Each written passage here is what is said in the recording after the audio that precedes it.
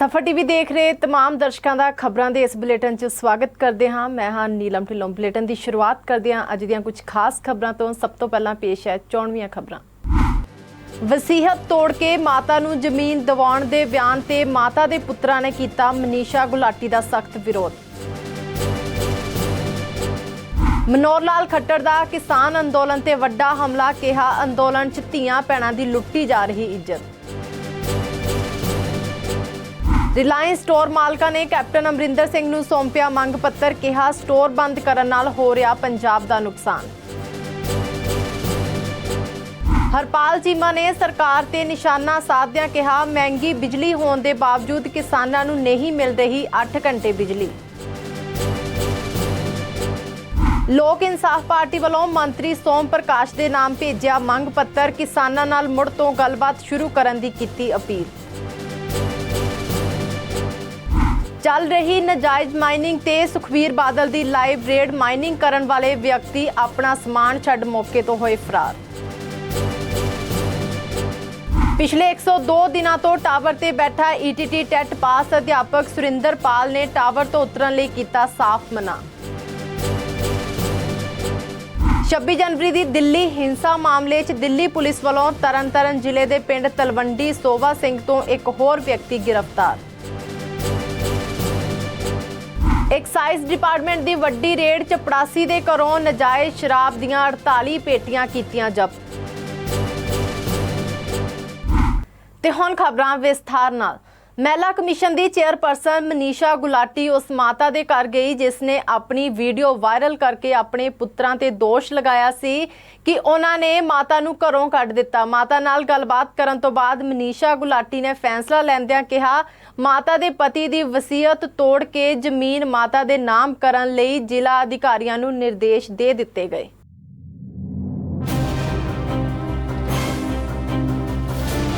महिला कमीशन की चेयरपर्सन मनीषा गुलाटी गुरदासपुर दौरे दौरान पंचायत भवन विखे 4 SP ते जिला अधिकारियों नाल मीटिंग तो बाद पिंड नाथपुरा विखे उस माता के घर गई जिसने अपनी वीडियो वायरल कर अपने पुत्रां ते दोष लगाया कि उन्होंने माता नूं घरों कढ दिता ते कोई खर्चा नहीं दिंदे। माता नाल गलबात करन तो बाद मनीषा गुलाटी ने पत्रकारां नाल गलबात करदिआं दस्सिया कि माता के पति की वसीयत तोड़ के जमीन माता के नाम करन दे लई जिला अधिकारियों नूं निर्देश दे दिते गए। जद पत्रकारां ने पूछा कि एक मृतक आदमी की वसीयत किद्दां तोड़ी जा सकती है तां गुलाटी ने कहा पंजाब सरकार बजुर्गों के हकों की रक्षा लई हर तरह के कानून बनाउण लई तैयार है। फाइनल हो चुका है कि यह वसीयत जी बच्चियों के नाम है कैंसल होएगी क्योंकि यह कानून आ चुका है। माता जी इस राइट्स बारे पता नहीं सी। वसीयत कैंसल होकर माता के नाम जमीन दोबारा चढ़ेगी और सरकारी अफसरां द्वारा ही उन्होंने जमीन नूं ठेके ते दिता जाएगा।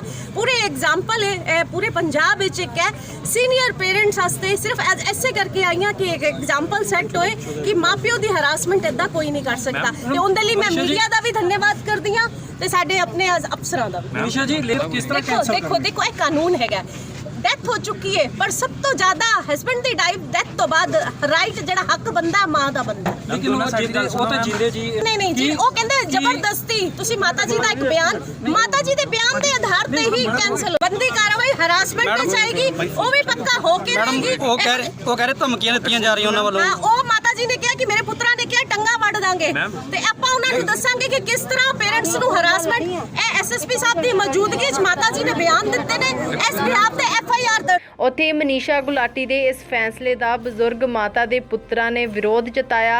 उन्होंने मनीषा गुलाटी की गड्डी नूं घेरा पा लिया ते रोकण की कोशिश भी की। बाद विच पत्रकारां नाल गलबात करदे उन्हां मनीषा गुलाटी के फैसले नूं एक तरफा फैसला दस्सिया। साडा पक्ष सुनिया नहीं गया। मनीषा गुलाटी जी आए वो मैडम माता को गए माता दी गल्लां बातां सुन के चल गए। साडी नहीं कोई भी उन्होंने गलबात सुनी ना सानू बुलाया गया। असीं जांदे वेख के आए अंदर आए सामने आ गए साडा पक्ष सुनो। सानू मैडम ने बोलिया भी तुहाडा कोई पक्ष नहीं सुनना ना तुहाडी सानू लोड़ आ। असीं मैडम दा पक्ष सुन लिया। मनीषा गुलाटी ने बजुर्ग माता का हाल चाल पुछण तो बाद माता नूं भरोसा दिता कि उस नूं उसदा पूरा हक मिलेगा। उसके पति की वसीयत तुड़वा के सारी जमीन पुत्रां कोलों खो के माता दे नाम कीती जा रही है। ਕੇਂਦਰੀ ਖੇਤੀ ਕਾਨੂੰਨਾਂ ਵਿਰੁੱਧ ਚੱਲ ਰਹੇ ਅੰਦੋਲਨ ਨੂੰ ਲੈ ਮੁੱਖ ਮੰਤਰੀ ਮਨੋਹਰ ਲਾਲ ਖੱਟਰ ਨੇ ਇੱਕ ਵਾਰ ਫਿਰ ਦੋ ਟੁਕ ਸ਼ਬਦਾਂ 'ਚ ਸਾਫ਼ ਕਰ ਦਿੱਤਾ ਕਿ ਖੇਤੀ ਕਾਨੂੰਨ ਵਾਪਸ ਨਹੀਂ ਹੋਣਗੇ। ਉਹਨਾਂ ਕਿਹਾ ਕਿਸਾਨ ਅੰਦੋਲਨ ਨੂੰ 7 ਮਹੀਨੇ ਦਾ ਸਮਾਂ ਬੀਤ ਚੁੱਕਿਆ, ਜੇਕਰ ਕੁਝ ਹੋਣਾ ਹੁੰਦਾ ਤਾਂ ਹੁਣ ਤੱਕ ਹੋ ਚੁੱਕਿਆ ਹੁੰਦਾ। ਉਹਨਾਂ ਕਿਹਾ ਕੁਝ ਲੋਕ ਦੇਸ਼ ਦਾ ਮਾਹੌਲ ਖਰਾਬ ਕਰਨ ਵਿੱਚ ਲੱਗੇ ਹੋਏ ਨੇ ਤੇ ਅੰਦੋਲਨ ਵਿੱਚ ਬੈਠੇ ਲੋਕ ਕਿਸਾਨ ਨਹੀਂ ਹੈ।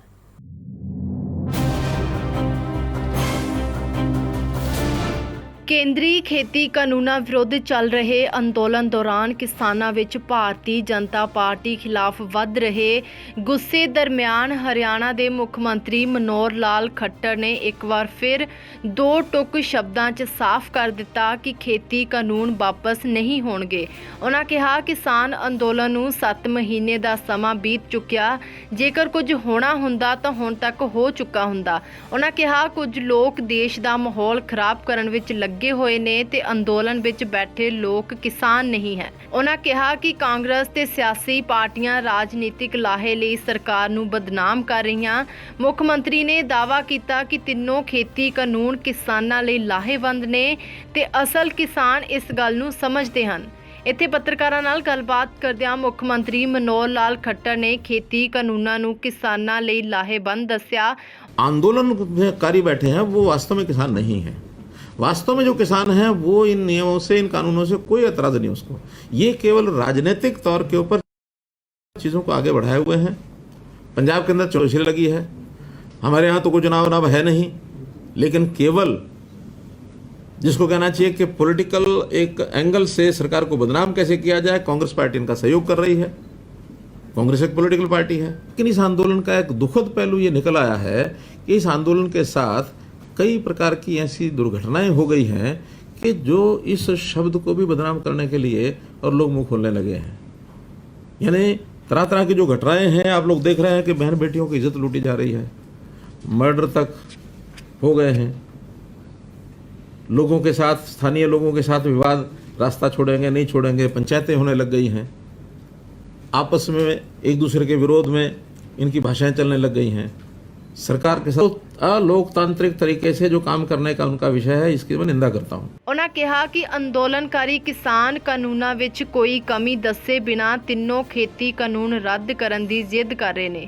ਇਸ ਮਾਮਲੇ ਤੇ ਕੇਂਦਰੀ ਖੇਤੀ ਮੰਤਰੀ ਨਰਿੰਦਰ ਤੋਮਰ ਕਿਸਾਨਾਂ ਨੂੰ ਅਪੀਲ ਕਰ ਚੁੱਕੇ ਕਿ ਸਰਕਾਰ ਕਿਸਾਨਾਂ ਨਾਲ ਗੱਲਬਾਤ ਕਰਨ ਲਈ ਤਿਆਰ ਹੈ। अब चूँकि लंबा समय हो गया, 7 महीने हो गए हैं, और 7 महीने में ये अंडरस्टैंडिंग आम जनता की तो बन गई है कि अगर कुछ होना होता, कुछ आगे बढ़ना होता तो बढ़ गया होता।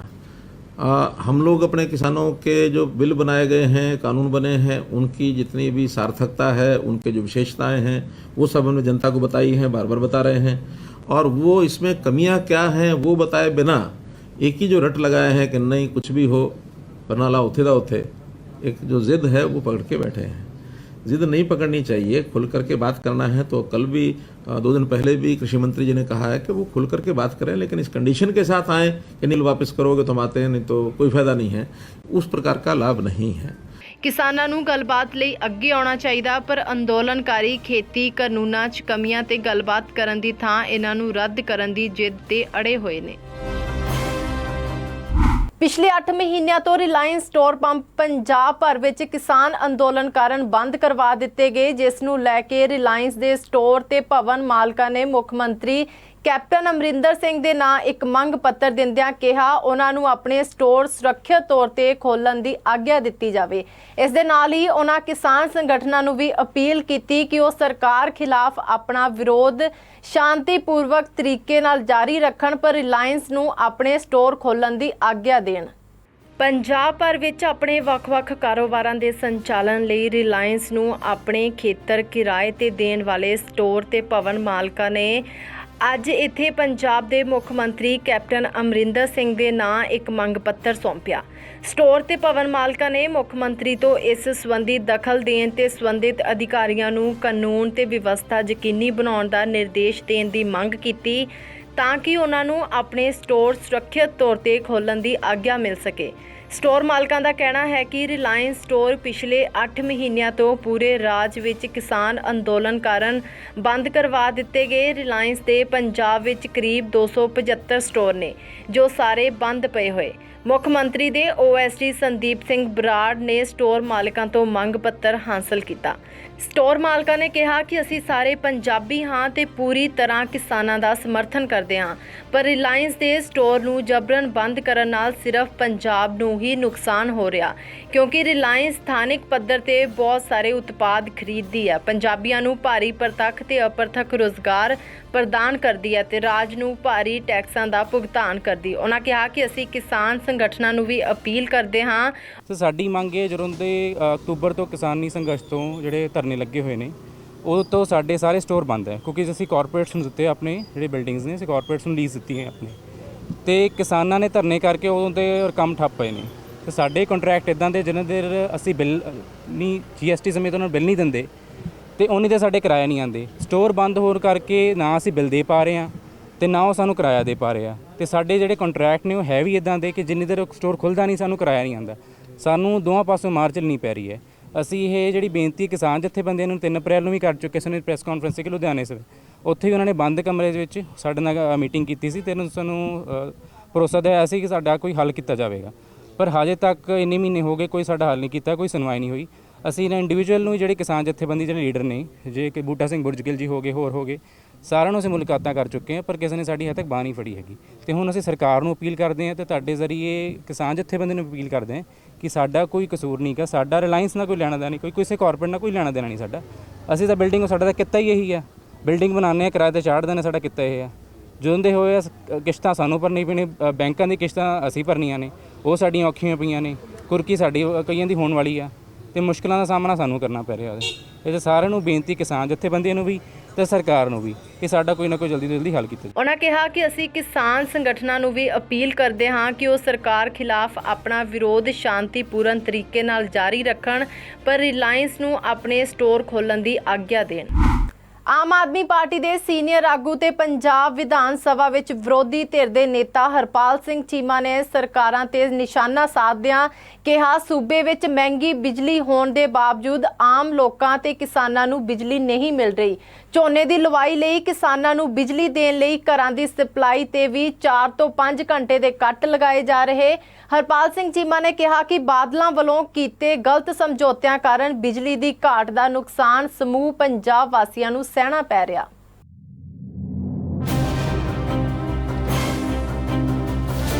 ਆਮ ਆਦਮੀ ਪਾਰਟੀ ਦੇ ਸੀਨੀਅਰ ਆਗੂ ਤੇ ਪੰਜਾਬ ਵਿਧਾਨ ਸਭਾ ਵਿੱਚ ਵਿਰੋਧੀ ਧਿਰ ਦੇ ਨੇਤਾ ਹਰਪਾਲ ਸਿੰਘ ਚੀਮਾ ਨੇ ਸੂਬੇ ਵਿੱਚ ਮਹਿੰਗੀ ਬਿਜਲੀ ਹੋਣ ਦੇ ਬਾਵਜੂਦ ਆਮ ਲੋਕਾਂ ਤੇ ਕਿਸਾਨਾਂ ਨੂੰ ਬਿਜਲੀ ਨਹੀਂ ਮਿਲ ਰਹੀ, ਕਿਉਂਕਿ ਪਿਛਲੀ ਅਕਾਲੀ ਦਲ ਬਾਦਲ ਦੀ ਸਰਕਾਰ ਨੇ ਪ੍ਰਾਈਵੇਟ ਕੰਪਨੀਆਂ ਨਾਲ ਗਲਤ ਬਿਜਲੀ ਸਮਝੌਤੇ ਕੀਤੇ ਸਨ।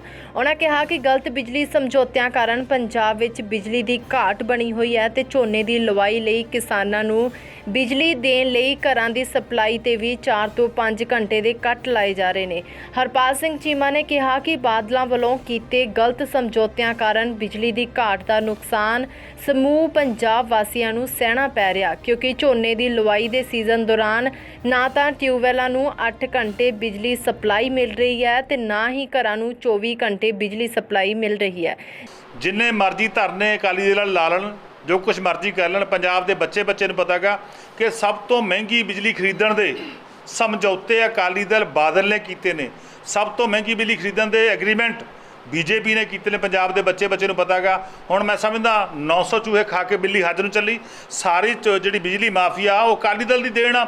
ਜੇ ਅੱਜ ਪੰਜਾਬ ਵਿੱਚ ਇੰਨੀ ਮਹਿੰਗੀ ਬਿਜਲੀ ਮਿਲ ਰਹੀ ਹੈ ਲੋਕਾਂ ਨੂੰ ਤਾਂ ਉਹਦੇ ਪਿੱਛੇ ਅਕਾਲੀ ਦਲ ਹੈਗਾ। ਜਦੋਂ ਕਿ ਪੰਜਾਬ ਵਿੱਚ ਹੋਰਨਾਂ ਰਾਜਾਂ ਤੋਂ ਮਹਿੰਗੀ ਬਿਜਲੀ ਵੇਚੀ ਜਾ ਰਹੀ ਹੈ। ਉਹਨਾਂ ਕਿਹਾ ਕਿ ਗਲਤ ਬਿਜਲੀ ਸਮਝੌਤਿਆਂ ਨੇ ਪੰਜਾਬ ਨੂੰ ਬਰਬਾਦ ਕਰ ਦਿੱਤਾ ਤੇ ਇਹ ਸਮਝੌਤੇ ਰੱਦ ਕੀਤੇ ਜਾਣੇ ਚਾਹੀਦੇ ਨੇ। ਲੋਕ ਇਨਸਾਫ ਪਾਰਟੀ ਵੱਲੋਂ ਫਗਵਾੜਾ ਵਿਖੇ ਇੱਕ ਭਾਰੀ ਇਕੱਠ ਕੀਤਾ ਗਿਆ, ਜਿਸ ਵਿੱਚ ਮੁੱਖ ਮਹਿਮਾਨ ਪਾਰਟੀ ਦੇ ਕੌਮੀ ਪ੍ਰਧਾਨ ਸਰਦਾਰ ਸਿਮਰਜੀਤ ਸਿੰਘ ਬੈਂਸ ਸ਼ਾਮਲ ਹੋਏ। ਸਿਮਰਜੀਤ ਸਿੰਘ ਬੈਂਸ ਨੇ ਲੋਕਾਂ ਦੇ ਭਾਰੀ ਇਕੱਠ ਨੂੰ ਸੰਬੋਧਨ ਕਰਦਿਆਂ ਕਿਹਾ, ਅੱਜ ਤੋਂ 1 ਸਾਲ ਪਹਿਲਾਂ ਜਦੋਂ ਕੇਂਦਰ ਦੀ ਸਰਕਾਰ ਵੱਲੋਂ ਇਹ ਖੇਤੀ ਕਾਨੂੰਨ ਲਿਆਂਦੇ ਗਏ ਸਨ, ਉਦੋਂ ਉਹਨਾਂ ਵੱਲੋਂ ਸ਼੍ਰੀ ਦਰਬਾਰ ਸਾਹਿਬ ਅੰਮ੍ਰਿਤਸਰ ਤੋਂ ਚੰਡੀਗੜ੍ਹ ਤੱਕ 300 ਕਿਲੋਮੀਟਰ ਸਾਈਕਲ ਚਲਾ ਕੇ ਲੋਕਾਂ ਨੂੰ ਜਾਗਰੂਕ ਕੀਤਾ ਸੀ ਤੇ ਇਹ ਖੇਤੀ ਕਾਨੂੰਨ ਪੰਜਾਬ ਦੇ ਲੋਕਾਂ ਦੇ ਡੈਥ ਵਾਰੰਟ ਨੇ। ਉਸ ਵਕਤ ਵਿਰੋਧੀ ਪਾਰਟੀਆਂ ਵੱਲੋਂ ਉਹਨਾਂ ਦਾ ਮਜ਼ਾਕ ਉਡਾਉਂਦਿਆਂ ਕਿਹਾ ਕਿ ਐਵੇਂ ਸਾਈਕਲ ਦੀਆਂ ਕਾਠੀਆਂ ਤੋੜਦੇ ਫਿਰਦੇ ਨੇ, ਪਰ ਅੱਜ ਪੂਰੀ ਦੁਨੀਆ ਭਰ ਦੇ ਲੋਕਾਂ ਦੀਆਂ ਨਜ਼ਰਾਂ ਇਸ ਕਿਸਾਨ ਅੰਦੋਲਨ ਤੇ ਟਿਕੀਆਂ ਹੋਈਆਂ ਤੇ ਕੇਂਦਰ ਦੀ ਸਰਕਾਰ ਵੱਲੋਂ ਜਨਵਰੀ ਮਹੀਨੇ ਤੋਂ ਬਾਅਦ ਕਿਸਾਨ ਜਥੇਬੰਦੀਆਂ ਨਾਲ ਗੱਲਬਾਤ ਕਰਨੀ ਵੀ ਬੰਦ ਕਰ ਦਿੱਤੀ ਗਈ। ਉਹਨਾਂ ਕਿਹਾ ਕਿ ਅੱਜ ਕੇਂਦਰ ਦੇ ਵਿੱਚ ਪੰਜਾਬ ਦੀ ਨੁਮਾਇੰਦਗੀ ਕਰ ਰਹੇ ਹਲਕਾ ਹੁਸ਼ਿਆਰਪੁਰ ਤੋਂ ਸੰਸਦ ਮੈਂਬਰ ਸੋਮ ਪ੍ਰਕਾਸ਼ ਨੂੰ ਇੱਕ ਮੰਗ ਪੱਤਰ ਦਿੱਤਾ ਗਿਆ ਤੇ ਇਹ ਪੁਰਜ਼ੋਰ ਮੰਗ ਕੀਤੀ ਗਈ ਕਿ ਕੇਂਦਰ ਦੀ ਸਰਕਾਰ ਕਿਸਾਨ ਜਥੇਬੰਦੀਆਂ ਨਾਲ ਤੁਰੰਤ ਮੁੜ ਗੱਲਬਾਤ ਸ਼ੁਰੂ ਕਰਕੇ ਇਹਨਾਂ ਕਾਲੇ ਕਾਨੂੰਨਾਂ ਨੂੰ ਰੱਦ ਕਰੇ। ਮੇਰੀ ਗੱਲ ਸੋਮ ਪ੍ਰਕਾਸ਼ ਜੀ ਨਾਲ ਗੱਲ ਹੋਈ ਸੀ ਟੈਲੀਫੋਨ ਔਰ ਮੈਂ ਉਹਨਾਂ ਨੂੰ ਬੇਨਤੀ ਕੀਤੀ ਸੀ ਵੀ 7 ਮਹੀਨੇ ਹੋ ਗਏ 500 ਤੋਂ ਵੱਧ ਕਿਸਾਨ ਸ਼ਹੀਦ ਹੋ ਗਏ ਅੰਦੋਲਨ ਚੱਲਦੇ। ਇਹ ਸਾਡੇ ਦੇਸ਼ ਦੇ ਉਲਟ ਆ। ਸਾਡੇ ਦੇਸ਼ ਦੀਆਂ ਮਹਾਨ ਪਰੰਪਰਾਵਾਂ ਨੇ। ਲੋਕਤੰਤਰ ਸਾਰੀ ਦੁਨੀਆ ਦੇ ਵਿੱਚੋਂ ਵੱਡਾ ਲੋਕਤੰਤਰ ਸਾਡੇ ਦੇਸ਼ ਦਾ। ਲੋਕਤੰਤਰ ਲੋਕਾਂ ਦਾ ਰਾਜ, ਲੋਕਾਂ ਤੋਂ ਉੱਤੇ ਮੁੱਖ ਮੰਤਰੀ ਜਾਂ ਪ੍ਰਧਾਨ ਮੰਤਰੀ ਨਹੀਂ ਹੁੰਦੇ ਕਦੇ। ਅੱਜ ਦੇਸ਼ ਦੇ ਲੋਕਾਂ ਦੀ ਡਿਮਾਂਡ, ਕਿਸਾਨਾਂ, ਮਜ਼ਦੂਰਾਂ ਦੀ, ਅੰਨ ਖਾਣ ਵਾਲੇ ਲੋਕਾਂ ਦੀ ਡਿਮਾਂਡ ਆ। ਦੁਨੀਆ ਭਰ 'ਚ ਵਸਦੇ ਨਿਆਂਪਸੰਦ ਲੋਕਾਂ ਦੀ ਇਹ ਆਵਾਜ਼ ਹੈਗੀ ਹੈ ਕਿ ਇਹ ਕਾਨੂੰਨ ਰੱਦ ਕਰ ਦਿਓ।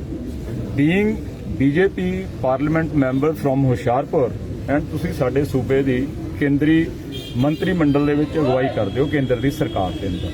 ਤੁਹਾਡਾ ਇਹ ਫਰਜ਼ ਤੇ ਡਿਊਟੀ ਹੈ ਕਿ 12 ਰਾਉਂਡ ਮੀਟਿੰਗ ਹੋ ਚੁੱਕੀਆਂ, ਕੁਝ ਨਹੀਂ ਬਣਿਆ। ਜੇ ਰਾਤ ਹਨੇਰੀ ਹੋਵੇ, ਲੰਮੀ ਹੋਵੇ ਦਾ ਮਤਲਬ ਇਹ ਨਹੀਂ ਹੁੰਦਾ ਵੀ ਸੂਰਜ ਨਹੀਂ ਚੜ੍ਹਨਾ। ਸੂਰਜ ਚੜ੍ਹਦਾ। ਤੁਸੀਂ ਉਹਨਾਂ ਮਾਵਾਂ ਜਿਹੜੀਆਂ 90 ਸਾਲ ਤੋਂ ਉੱਤੇ ਦੀਆਂ ਨੇ, ਉਹਨਾਂ ਦਾ ਵਾਸਤਾ ਤੁਹਾਨੂੰ। ਉਹਨਾਂ ਨੇ ਸਰਦੀ ਆਪਣੇ ਪਿੰਡੇ ਤੇ ਹੰਢਾਈ ਆ, ਮੀਂਹ ਆਪਣੇ ਪਿੰਡੇ ਤੇ, ਝੱਖੜ ਹਨੇਰੀਆਂ ਆਪਣੇ ਪਿੰਡੇ ਤੇ ਹੁਣ 42 ਡਿਗਰੀ ਟੈਂਪਰੇਚਰ ਆਪਣੇ ਪਿੰਡੇ ਤੇ ਹੰਢਾ ਰਹੇ। ਕਿਰਪਾ ਕਰਕੇ ਸੰਯੁਕਤ ਕਿਸਾਨ ਮੋਰਚੇ ਦੇ ਨਾਲ ਤੁਰੰਤ ਕੇਂਦਰ ਸਰਕਾਰ ਮੀਟਿੰਗ ਲਵੇ ਐਂਡ ਇਹ ਕਾਲੇ ਕਾਨੂੰਨ ਰੱਦ ਕਰੇ। ਅਸੀਂ ਕੋਈ ਤੁਹਾਡਾ ਇਹ ਨਾਕਾ ਤੋੜਨ ਨਹੀਂ ਆਏ। ਸਾਡਾ ਪ੍ਰੋਗਰਾਮ ਸਿਰਫ ਤੇ ਸਿਰਫ ਦੇਸ਼ ਦੀ ਸਰਕਾਰ ਨੂੰ ਜਗਾਉਣ ਵਾਸਤੇ ਸਾਡੇ ਪੰਜਾਬ ਤੋਂ ਪ੍ਰਤੀਨਿਧਤਾ ਕਰਦੇ ਸੋਮ ਪ੍ਰਕਾਸ਼ ਜੀ ਨੂੰ ਇਹ ਮੰਗ ਪੱਤਰ ਦੇਣ ਦਾ। ਸੋ ਅਸੀਂ ਤੁਹਾਡੇ ਜਰੀਏ ਇਹ ਬੇਨਤੀ ਕਰਾਂਗੇ ਉਹਨਾਂ ਨੂੰ ਪਹੁੰਚਦਾ ਕਰਾਂਗੇ। ਪੰਜਾਬ ਵਿੱਚ ਲਗਾਤਾਰ ਰੇਤ ਮਾਫੀਆ ਆਪਣੇ ਪੈਰ ਪਸਾਰਦਾ ਨਜ਼ਰ ਆ ਰਿਹਾ, ਜਿਸ ਦੇ ਚੱਲਦੇ ਸ਼੍ਰੋਮਣੀ ਅਕਾਲੀ ਦਲ ਦੇ ਪ੍ਰਧਾਨ ਸੁਖਵੀਰ ਸਿੰਘ ਬਾਦਲ ਵੱਲੋਂ ਪੱਤਰਕਾਰਾਂ ਦਾ ਕਾਫਲਾ ਨਾਲ ਲੈ ਕੇ ਬਿਆਸ ਦਰਿਆ ਨਜ਼ਦੀਕ ਚੱਲ ਰਹੀ ਨਜਾਇਜ਼ ਮਾਈਨਿੰਗ ਤੇ ਛਾਪਾ ਮਾਰਿਆ ਗਿਆ। ਇਸ ਦੌਰਾਨ ਮਾਈਨਿੰਗ ਕਰਨ ਵਾਲੇ ਵਿਅਕਤੀ ਆਪਣਾ ਸਮਾਨ ਛੱਡ ਮੌਕੇ ਤੋਂ ਫਰਾਰ ਹੋ ਗਏ। ਸਰਕਾਰ ਤੇ ਨਿਸ਼ਾਨਾ ਸਾਧਦੇ ਹੋਏ ਸੁਖਵੀਰ ਬਾਦਲ ਨੇ ਕਿਹਾ, ਪੰਜਾਬ ਦਾ ਖਜ਼ਾਨਾ ਵੱਡੇ ਪੱਧਰ ਤੇ ਲੁੱਟਿਆ ਜਾ ਰਿਹਾ। ਕਾਂਗਰਸੀ ਕਾਨੂੰਨ ਦੀਆਂ ਧੱਜੀਆਂ ਉਡਾ ਰਹੇ। ਬਿਆਸ ਦਰਿਆ 'ਚ ਪਾਈਪਲਾਈਨ ਲੱਗੀ ਹੋਈ ਹੈ, ਕਰੋੜਾਂ ਰੁਪਏ ਦਾ ਘਪਲਾ ਹੋ ਰਿਹਾ, ਨਜਾਇਜ਼ ਮਾਈਨਿੰਗ ਹੋ ਰਹੀ ਹੈ। ਉਹਨਾਂ ਕਿਹਾ ਸਾਲ ਵਿੱਚ ਘੱਟੋ ਘੱਟ 2000 ਕਰੋੜ ਦਾ ਘੁਟਾਲਾ ਮੁੱਖ ਮੰਤਰੀ ਤੇ ਉਸ ਦੇ ਮੰਤਰੀ ਕਰ ਰਹੇ ਨੇ। ਉਹਨਾਂ ਨੇ ਮੁੱਖ ਮੰਤਰੀ ਕੈਪਟਨ ਅਮਰਿੰਦਰ ਸਣੇ ਸੰਬੰਧਿਤ ਕੈਬਨਿਟ ਮੰਤਰੀ ਸੁਖਜਿੰਦਰ ਸਿੰਘ ਸੁੱਖ ਸਰਕਾਰੀਆ ਤੇ ਹੋਰ ਆਗੂਆਂ ਦੀ ਸ਼ਹਿ ਤੇ ਨਜਾਇਜ਼ ਮਾਈਨਿੰਗ ਕਰਨ ਦਾ ਇਲਜ਼ਾਮ ਲਗਾਇਆ। ਸੁਖਵੀਰ ਬਾਦਲ ਨੇ ਚੇਤਾਵਨੀ ਦਿੱਤੀ, ਜਦੋਂ ਤੱਕ ਇੱਥੇ ਕਾਰਵਾਈ ਨਹੀਂ ਹੋਏਗੀ ਉਹ ਇਸ ਤਰ੍ਹਾਂ ਹੀ ਬੈਠੇ ਰਹਿਣਗੇ। ਉਹਨਾਂ ਕਿਹਾ ਕਿ ਜਿਹੜੇ ਅਧਿਕਾਰੀ ਅੱਜ ਦੇ ਖਿਲਾਫ ਕਾਰਵਾਈ ਨਹੀਂ ਕਰ ਰਹੇ, 6 ਮਹੀਨੇ ਬਾਅਦ ਉਹਨਾਂ ਨੂੰ ਖੁਦ ਕਾਰਵਾਈ ਦਾ ਸ਼ਿਕਾਰ ਹੋਣਾ ਪਵੇਗਾ। 3 ਇੱਥੇ ਵਰਮੇ ਲੱਗੇ ਐ। ਆ ਤੁਸੀਂ ਦੇਖਿਆ ਫੋਕ ਲਾਈਨ ਇੱਥੇ ਕਿੰਨਾ ਵੱਡਾ ਡੰਪ ਬਣਾਇਆ। ਫੋਕਲੇਨ ਦੇਖੋ, ਘੱਟ ਤੋਂ ਘੱਟ ਇੱਥੇ 1000 ਟਰੱਕ ਅੱਜ ਖੜੇ ਸੀ। ਕਈ ਭਜਾ ਕੇ ਲੈ ਗਏ ਦੇਖ ਕੇ, ਕਈ ਅਸੀਂ ਫੜ ਲਏ। ਹਲੇ ਮੈਨੂੰ ਲੱਗਦਾ ਤਕਰੀਬਨ 1.5 ਘੰਟਾ ਹੋਇਆ, ਕੋਈ ਪੁਲਿਸ ਮੁਲਾਜ਼ਮ ਨਹੀਂ ਪਹੁੰਚਿਆ। ਮੈਂ ਐਸਐਸਪੀ ਨਾਲ ਵੀ ਗੱਲ ਕੀਤੀ ਹੈ, ਰਾਸ਼ੀ ਬਹੁਤ ਆ ਕਿਉਂਕਿ ਸਾਰੇ ਹੁਣ ਘਬਰਾਏ ਬੈਠੇ ਆ। ਜਿਹੜੇ ਆਪਾਂ ਦੱਸ ਰਹੇ ਸੀ ਇੱਥੇ, ਜਿਹੜੇ ਖੇਤ ਵਾਲੇ ਕਹਿੰਦੇ ਪੁਲਿਸ ਵਾਲੇ ਇੱਥੇ ਰੋਜ਼ ਗੇੜਾ ਮਾਰਦੇ ਆ, ਪੈਸੇ ਲੈ ਕੇ ਚਲੇ ਜਾਂਦੇ ਆ।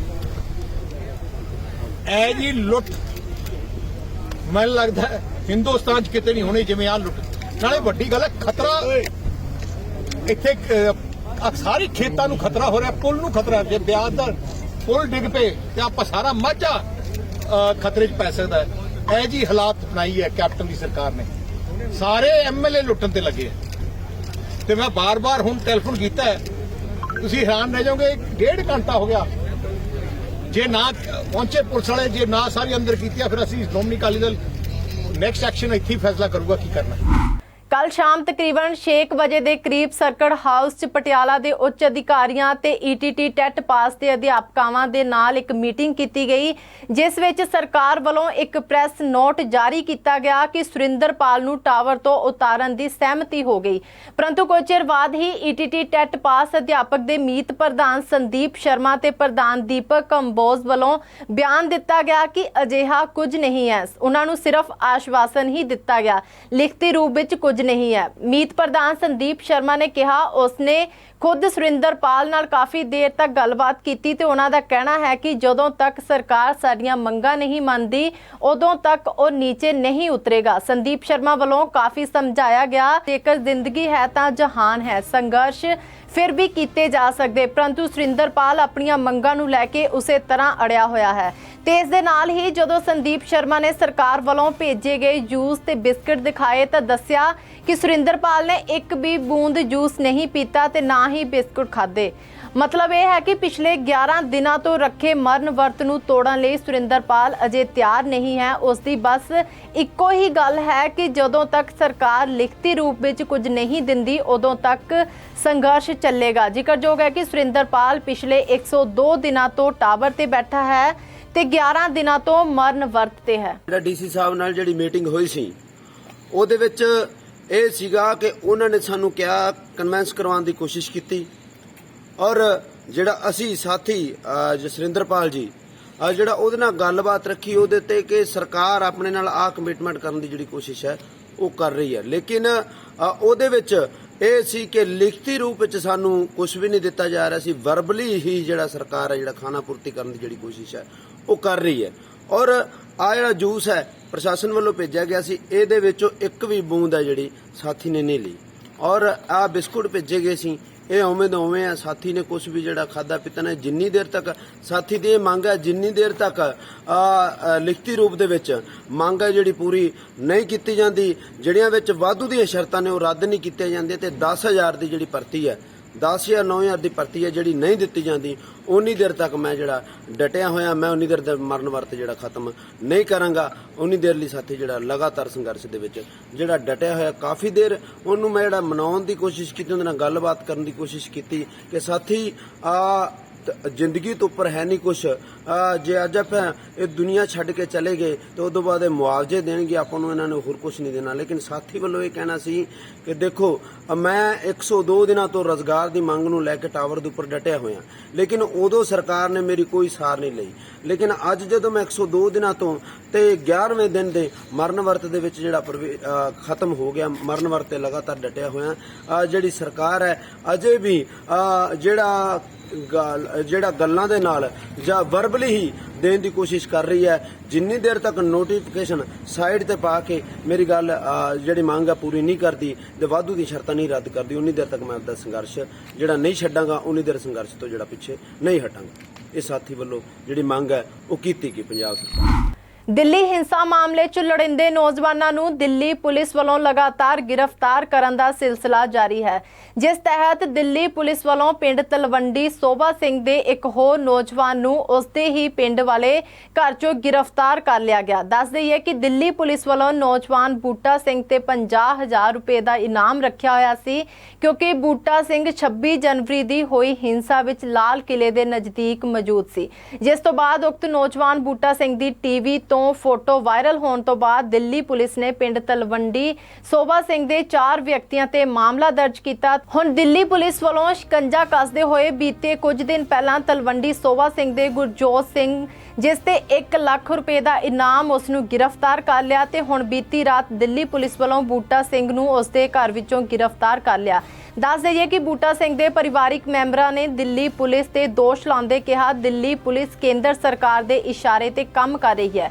ਉਹਨਾਂ ਨੇ ਨੌਜਵਾਨ ਪੁੱਤਾਂ ਉੱਪਰ ਝੂਠੇ ਮੁਕੱਦਮੇ ਦਰਜ ਕਰਕੇ ਉਹਨਾਂ ਦੀਆਂ ਜ਼ਿੰਦਗੀਆਂ ਬਰਬਾਦ ਕਰਨ ਵਿੱਚ ਲੱਗੀ ਹੋਈ ਹੈ। ਪੀੜਿਤ ਪਰਿਵਾਰ ਨੇ ਮੰਗ ਕੀਤੀ ਉਹਨਾਂ ਦਾ ਇਕਲੌਤਾ ਬੱਚਾ ਹੈ ਜੋ ਕਿ ਬਿਲਕੁਲ ਬੇਕਸੂਰ ਹੈ, ਉਸ ਨੂੰ ਬਾਇਇੱਜ਼ਤ ਰਿਹਾ ਕੀਤਾ ਜਾਵੇ। ਪੀੜਿਤ ਪਰਿਵਾਰ ਨੇ ਦੋਸ਼ ਲਗਾਇਆ ਕਿ ਜਦੋਂ ਤੋਂ ਮਾਮਲਾ ਦਰਜ ਹੋਇਆ ਉਦੋਂ ਤੋਂ ਲੈ ਕੇ ਕਿਸੇ ਵੀ ਕਿਸਾਨ ਜਥੇਬੰਦੀ ਨੇ ਉਹਨਾਂ ਦੀ ਸਾਰ ਨਹੀਂ ਲਈ। ਪੀੜਿਤ ਪਰਿਵਾਰ ਨੇ ਜਥੇਬੰਦੀਆਂ ਤੋਂ ਵੀ ਮੰਗ ਕੀਤੀ ਕਿ ਇਸ ਦੁੱਖ ਦੀ ਘੜੀ ਵਿੱਚ ਉਹ ਉਹਨਾਂ ਦਾ ਸਾਥ ਦੇਣ ਤਾਂ ਜੋ ਉਹਨਾਂ ਦਾ ਨੌਜਵਾਨ ਪੁੱਤਰ ਜੇਲ੍ਹ ਵਿੱਚੋਂ ਬਾਹਰ ਆ ਸਕੇ। ਜੀ ਪੁਲਿਸ ਤੋਂ ਅਸੀਂ ਕਰਦੇ ਹਾਂ ਜੋ ਸਾਡੇ ਬੱਚਿਆਂ ਨੂੰ ਛੇਤੀ ਜ਼ਬਾਨ ਕਰਾ ਘਰੇ ਕੱਲੇ ਜਾਣ। 26 ਜਨਵਰੀ ਤੋਂ ਲੈ ਕੇ ਅੱਜ ਤੱਕ ਕਿਸੇ ਵੀ ਜਥੇਬੰਦੀ ਵੱਲੋਂ ਤੁਹਾਡੇ ਨਾਲ ਕੋਈ ਸੰਪਰਕ ਕੀਤਾ ਗਿਆ ਹੋਵੇ? ਨਹੀਂ ਜੀ, ਭਾਜੀ ਜਥੇਬੰਦੀਆਂ ਨੂੰ ਸਾਡੀ ਮਦਦ ਕਰਨੀ ਚਾਹੀਦੀ ਹੈ ਜੀ। ਅਸੀਂ ਆਨੇ ਸਾਡੇ ਬੱਚੇ ਨੂੰ ਛੇਤੀ ਜ਼ਬਾਨ ਤੇ ਕਰਨ ਕੋਈ ਸਹਾਇਤਾ ਕਰੇ, ਸਾਡੀ ਨੂੰ ਘਰੇ ਆਵੇ, ਸਾਡੀ ਇਹ ਮੰਗ ਹੈ। ਨਾਲ ਲੈ ਕੇ ਗਏ ਹੁਣ ਆਖਣ ਵੀ ਨਾਲ ਲੈ ਕੇ ਗਏ, ਸੱਦਿਆ ਵਾ ਜਾਂ ਗਰਾਈਆਂ ਲੈ ਕੇ ਜਾਂਦੇ ਸੀ ਜਾਂ ਕੋਈ ਕਰਦੇ ਸੀ, ਜੁਰਮਾਨੇ ਪਾਉਂਦੇ ਸੀ, ਹੁਣ ਉਹ ਸਾਡੀ ਸਹਾਇਤਾ ਕਰਨ। ਭੈਣ ਜੀ ਬੂਟਾ ਸਿੰਘ ਕੀ ਲੱਗਦਾ ਤੁਹਾਡਾ? ਮੇਰੇ ਹਸਬੈਂਡ ਨੇ। ਭੈਣ ਜੀ ਕਿੱਥੋਂ ਗ੍ਰਿਫਤਾਰ ਕੀਤਾ ਗਿਆ ਉਹਨਾਂ ਨੂੰ? ਉਹਨਾਂ ਨੂੰ ਕੱਲ 4 ਵਜੇ ਘਰੋਂ ਹੀ ਲੈ ਕੇ ਗਏ, ਨਾ ਕਿਸੇ ਦਾ ਕੋਈ ਕੰਟੈਕਟ ਨਹੀਂ ਹੈ। ਕੀ ਮੰਗ ਕਰਦੇ? ਅਸੀਂ ਤਾਂ ਇਹੋ ਮੰਗ ਕਰਦੇ ਵੀ ਸਾਨੂੰ ਹੈਲਪ ਕੀਤੀ ਜਾਵੇ, ਸਾਨੂੰ ਇਨਸਾਫ ਦਿਵਾਇਆ ਜਾਵੇ। ਇਹ ਤਾਂ ਇਹੋ ਕਹਿਣਾ ਚਾਹਾਂਗੇ ਜੀ, ਬਹੁਤ ਜ਼ਿਆਦਾ ਸਰਕਾਰ ਧੱਕਾ ਕਰ ਰਹੀ ਹੈ ਬੇਵਜ੍ਹਾ ਲੋਕਾਂ ਨੂੰ। ਇੱਕ ਸਿਰਫ ਫੋਟੋ ਦੇ ਆਧਾਰ ਤੇ ਮਤਲਬ ਗ੍ਰਿਫਤਾਰ ਕੀਤਾ ਜਾ ਰਿਹਾ ਵਾ, ਉਹਨਾਂ ਦੇ ਪਰਚੇ ਪਾਏ ਜਾ ਰਹੇ ਆ, ਉਹਨਾਂ ਨੂੰ ਡਰਾਇਆ ਜਾ ਰਿਹਾ ਵਾ। ਇਹ ਬਿਲਕੁਲ ਗਲਤ ਆ। ਬੀਤੇ ਕੁਝ ਮਹੀਨੇ ਪਹਿਲਾਂ ਨਜਾਇਜ਼ ਸ਼ਰਾਬ ਦਾ ਕਾਂਡ ਬਟਾਲਾ ਵਿਖੇ ਵਾਪਰਿਆ ਸੀ, ਜਿਸ ਵਿੱਚ 100 ਤੋਂ ਵੱਧ ਲੋਕਾਂ ਦੀ ਜਾਨ ਵੀ ਚਲੀ ਗਈ ਸੀ। ਜ਼ਿਲ੍ਹਾ ਗੁਰਦਾਸਪੁਰ ਅੰਦਰ ਨਜਾਇਜ਼ ਸ਼ਰਾਬ ਦਾ ਕਾਲਾ ਕਾਰੋਬਾਰ ਸਿਖਰਾਂ ਤੇ ਚੱਲ ਰਿਹਾ, ਜਿਸ ਨੂੰ ਰੋਕਣ ਲਈ ਐਕਸਾਈਜ਼ ਵਿਭਾਗ ਦੀ ਉੱਚ ਪੱਧਰੀ ਟੀਮ ਨੇ ਪਿੰਡ ਚੱਗੂਵਾਲ ਵਿਖੇ ਵੱਡੀ ਕਾਰਵਾਈ ਕੀਤੀ। ਇਸ ਮੌਕੇ ਅਬਕਾਰੀ ਵਿਭਾਗ ਸਹਾਇਕ ਕਮਿਸ਼ਨਰ ਨੇ ਦੱਸਿਆ ਕਿ ਉਹਨਾਂ ਨੂੰ ਗੁਪਤ ਸੂਚਨਾ ਮਿਲੀ ਸੀ ਕਿ ਪਿੰਡ ਚੱਗੂਵਾਲ ਵਿਖੇ ਇੱਕ ਵਿਅਕਤੀ ਆਪਣੇ ਘਰ ਵਿੱਚ ਨਜਾਇਜ਼ ਸ਼ਰਾਬ ਵੇਚਣ ਦਾ ਕੰਮ ਕਰਦਾ, ਜਿਸ ਦੇ ਤਹਿਤ ਟੀਮ ਨੇ ਸਦਰ ਪੁਲਿਸ ਨਾਲ ਸਾਂਝੇ ਤੌਰ ਤੇ ਪਿੰਡ ਵਿੱਚ ਪਹੁੰਚ ਕੇ ਪਹਿਲਾਂ ਇੱਕ ਫਰਜ਼ੀ ਗ੍ਰਾਹਕ ਨੂੰ ਸ਼ਰਾਬ ਖਰੀਦਣ ਲਈ ਇਸ ਵਿਅਕਤੀ ਦੇ ਘਰ ਭੇਜਿਆ, ਜਿਸ ਤੇ ਵਿਅਕਤੀ ਨੂੰ ਉਸ ਕੋਲੋਂ 5 ਬੋਤਲਾਂ ਖਰੀਦੀਆਂ ਗਈਆਂ। ਇਸ ਦੇ ਤੁਰੰਤ ਬਾਅਦ ਟੀਮ ਨੇ ਛਾਪਾਮਾਰੀ ਕੀਤੀ, ਜਿਸ ਦੌਰਾਨ ਇਸ ਵਿਅਕਤੀ ਦੇ ਘਰ ਦੇ ਵੱਖ-ਵੱਖ ਕਮਰਿਆਂ ਵਿੱਚੋਂ ਅਲਮਾਰੀਆਂ ਅੰਦਰ ਲੁਕੋ ਕੇ ਰੱਖੀਆਂ ਹੋਈਆਂ ਸ਼ਰਾਬ ਦੀਆਂ ਬੋਤਲਾਂ ਬਰਾਮਦ ਕੀਤੀਆਂ। 3 ਘੰਟੇ ਦੀ ਮਿਹਨਤ ਤੋਂ ਬਾਅਦ ਵੱਖ-ਵੱਖ 6 ਕੰਪਨੀਆਂ ਦੀਆਂ 48 ਪੇਟੀਆਂ ਸ਼ਰਾਬ ਬਰਾਮਦ ਹੋਈ। ਉਹਨਾਂ ਦੱਸਿਆ ਕਿ ਜ਼ਿਆਦਾਤਰ ਸ਼ਰਾਬ ਉੱਪਰ ਚੰਡੀਗੜ੍ਹ ਨਾਲ ਸੰਬੰਧਿਤ ਸ਼ਰਾਬ ਸੀ, ਪਰ ਲੇਬਲ ਨਹੀਂ ਲੱਗੇ ਹੋਏ ਸਨ, ਜਿਸ ਤੋਂ ਇਹ ਅੰਦਾਜ਼ਾ ਲਗਾਇਆ ਜਾ ਰਿਹਾ ਕਿ ਉਕਤ ਵਿਅਕਤੀ ਵੱਖ-ਵੱਖ ਤਰ੍ਹਾਂ ਦੀ ਸ਼ਰਾਬ ਲਿਆ ਕੇ ਉਸ ਉੱਪਰ ਜਾਲੀ ਲੇਬਲ ਲਗਾਉਣ ਦਾ ਕੰਮ ਵੀ ਕਰਦਾ ਸੀ। ਉਹਨਾਂ ਦੱਸਿਆ ਕਿ ਹੁਣ ਤੱਕ ਦੀ ਜਾਂਚ ਦੌਰਾਨ ਇਹ ਗੱਲ ਸਾਹਮਣੇ ਆਈ ਕਿ ਉਕਤ ਵਿਅਕਤੀ ਇੱਕ ਸਰਕਾਰੀ ਸਕੂਲ ਵਿੱਚ ਚਪੜਾਸੀ ਵਜੋਂ ਸਰਕਾਰੀ ਨੌਕਰੀ ਕਰਦਾ ਹੈ ਤੇ ਆਪਣੇ ਘਰ ਵਿੱਚੋਂ ਨਜਾਇਜ਼ ਸ਼ਰਾਬ ਵੇਚਣ ਦਾ ਕੰਮ ਵੀ ਕਰ ਰਿਹਾ, ਤੇ ਇਸ ਦੇ ਪੁੱਤਰ ਵੀ ਇਸ ਕੰਮ ਵਿੱਚ ਇਸ ਦਾ ਸਾਥ ਦੇ ਰਹੇ ਨੇ। 29 ਤਰੀਕ ਨੂੰ ਵਿਲੇਜ ਚੰਗੂਵਾਲ ਗੁਰਦਾਸਪੁਰ ਜ਼ਿਲ੍ਹੇ ਦੇ ਵਿੱਚ ਸਾਡੀ ਐਕਸਾਈਜ਼ ਟੀਮ ਜਿਹੜੀ ਹੈਗੀ ਹੈ, ਐਕਸਾਈਜ਼ ਆਫੀਸਰ ਮਿਸਟਰ ਜਿੰਦਰ ਤਨਵਰ ਦੀ ਅਗਵਾਈ ਦੇ ਵਿੱਚ ਉੱਥੇ ਪਹੁੰਚੀ ਹੈ। ਸਾਡੇ ਕੋਲ ਇਨਫੋਰਮੇਸ਼ਨ ਸੀਗੀ, ਅਸੀਂ ਉਹ ਪਰਚੇਜ਼ ਕਰਵਾਈ ਲਿਕਰ। ਉਸ ਪਿੰਡ ਦੇ ਵਿੱਚ ਜਦੋਂ ਪਹੁੰਚੀ, ਉੱਥੇ ਉਹ ਘਰ ਦੇ ਵਿੱਚ ਸਰਚ ਕੀਤਾ ਗਿਆ। ਸਰਚ ਕਰਨ ਤੋਂ ਬਾਅਦ ਸਾਨੂੰ ਉੱਥੋਂ ਲਿਕਰ 6 ਬ੍ਰਾਂਡ ਦੀ ਜਿਹੜੀ ਹੈਗੀ ਹੈ ਉਹ ਲਿਕਰ ਮਿਲੀ ਹੈਗੀ ਹੈ, ਜਿਹਦੇ ਵਿੱਚ ਰਾਇਲ ਟਾਈਗਰ ਜਿਹੜੀ ਹੈਗੀ ਹੈ, ਤੁਸੀਂ ਇੱਥੇ ਜੇ ਹਾਈਲਾਈਟ ਕਰਦੇ ਹੋ ਤੇ ਇਹਦੇ ਬੈਚ ਨੰਬਰ ਕੋਈ ਮੈਂਸ਼ਨ ਨਹੀਂ ਕੀਤਾ ਹੋਇਆ, ਮੈਨੂਫੈਕਚਰਿੰਗ ਯੂਨਿਟ ਦਾ ਕਿਸੇ ਦਾ ਨਾਮ ਨਹੀਂ ਹੈ, MRP ਕੋਈ ਨਹੀਂ ਦਿੱਤੀ ਹੋਈ, ਔਰ ਇਹ ਕੋਈ ਪਤਾ ਨਹੀਂ ਵੀ ਕਿਸ ਸਟੇਟ ਦੇ ਵਿੱਚ ਸੇਲ ਹੋ ਰਹੀ ਹੈ। ਉਸ ਤੋਂ ਇਲਾਵਾ ਅਸੀਂ ਚੰਡੀਗੜ੍ਹ ਦੀ ਲਿਕਰ ਪਕੜੀ ਹੈ, UK ਨੰਬਰ 1। ਜੇ ਤੁਸੀਂ ਇੱਥੇ ਇਹਨੂੰ ਆਪਣੇ ਦੇਖਦੇ ਹੋ ਤਾਂ ਚੰਡੀਗੜ੍ਹ ਇਹ ਸੇਲ ਫॉर ਚੰਡੀਗੜ੍ਹ ਹੈ ਉਹਦੀ। ਔਰ ਇਸੇ ਤਰ੍ਹਾਂ ਅਸੀਂ 6 ਬ੍ਰਾਂਡ ਪਕੜੇ ਨੇ। ਟੋਟਲ ਜਿਹੜੀਆਂ ਹੈਗੀਆਂ ਨੇ 48 ਕੇਸਿਸ ਹੈਗੇ ਨੇ ਜਿਹੜੇ ਪਕੜੇ ਗਏ ਨੇ। ਔਰ ਇਹਦੇ ਵਿੱਚ 3 ਬੰਦੇ ਮਤਲਬ ਇਨਵੋਲਵ ਸੀਗੇ। ਮਹਾਜਨ ਫੈਮਿਲੀ ਹੈਗੀ ਹੈ ਉੱਥੇ, ਉਹਦੇ ਚੋਂ ਜਿਹੜਾ ਇੱਕ ਬੰਦਾ ਹੈਗਾ, ਮੈਂ ਇਹ ਮੇਨ ਚੀਜ਼ ਮੈਂ ਇਹ ਕਹਿਣਾ ਚਾਹੁੰਦੀ ਹਾਂ ਕਿ ਉਹ ਗਵਰਨਮੈਂਟ EMPLOYE ਹੈ, ਉਹ ਇਹ ਸਕੂਲ ਦਾ ਪੀਅਨ ਹੈਗਾ, ਔਰ ਉਹ 2 ਉਹਦੇ ਲੜਕੇ ਹੈਗੇ ਨੇ। ਔਰ ਜੇ ਇੱਕ ਗਵਰਨਮੈਂਟ EMPLOYE ਇਸ ਸਟੇਟ ਦੇ ਨਾਲ ਇਸ ਤਰੀਕੇ ਦੇ ਨਾਲ ਇਸ ਤਰ੍ਹਾਂ ਦਾ ਕੰਮ ਕਰ ਰਿਹਾ ਤਾਂ ਡੈਫੀਨੇਟਲੀ ਉਹਦੇ ਖਿਲਾਫ ਕਾਰਵਾਈ ਹੋਣੀ ਚਾਹੀਦੀ ਹੈ। 2 ਜਿਹੜੇ ਉਹਦੇ ਲੜਕੇ ਹੈਗੇ ਨੇ ਉਹ ਅਸੀਂ ਪਕੜ ਲਏ ਨੇ। ਸੋ ਇਹ ਸਨ ਅੱਜ ਦੀਆਂ ਕੁਝ ਖਾਸ ਖਬਰਾਂ। ਇਸ ਦੇ ਨਾਲ ਹੀ ਮੈਨੂੰ ਨੀਲਮ ਢਿੱਲੋਂ ਨੂੰ ਦਿਓ ਇਜਾਜ਼ਤ। ਤੁਸੀਂ ਦੇਖਦੇ ਰਹੋ ਸਫਰ TV।